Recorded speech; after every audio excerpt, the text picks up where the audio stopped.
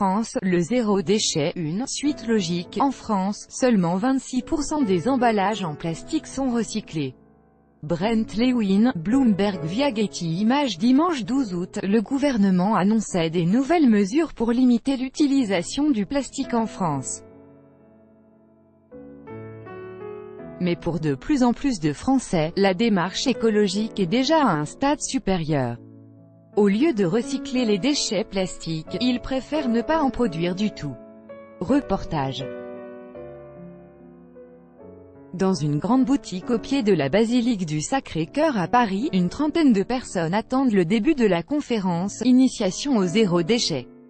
Ce mode de vie, dont le slogan est « Le meilleur déchet, c'est celui qu'on ne produit pas », attire de plus en plus de curieux. Joseph, habitant de Guadeloupe, est de passage à Paris. À l'époque, on était déjà sensibilisé au recyclage, au tri sélectif et tout. Donc pour moi, zéro déchet, c'est le prolongement, la suite logique tout simplement. Caroline et Amélie sont étudiantes. Ce soir, elles attendent surtout d'obtenir des conseils pratiques pour se lancer dans le zéro déchet. On s'intéresse beaucoup toutes les deux à tout ce qui est alimentation, tout ce qui est emballage, etc. De là découle aussi le fait de regarder peut-être s'il y a des manières au quotidien de réduire ces déchets.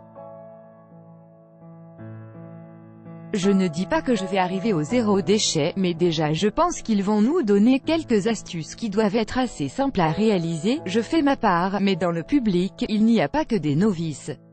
Fanny a adopté les principes de la vie zéro déchet il y a plus d'1 an. Pour elle, c'est un apprentissage progressif qui ne s'arrête jamais. Je ne suis pas à zéro déchet à 100%, mais par rapport à beaucoup d'autres gens, je fais ma part. Mais on peut toujours s'améliorer, donc j'y travaille. Aujourd'hui en France, seulement 26% des emballages en plastique sont recyclés.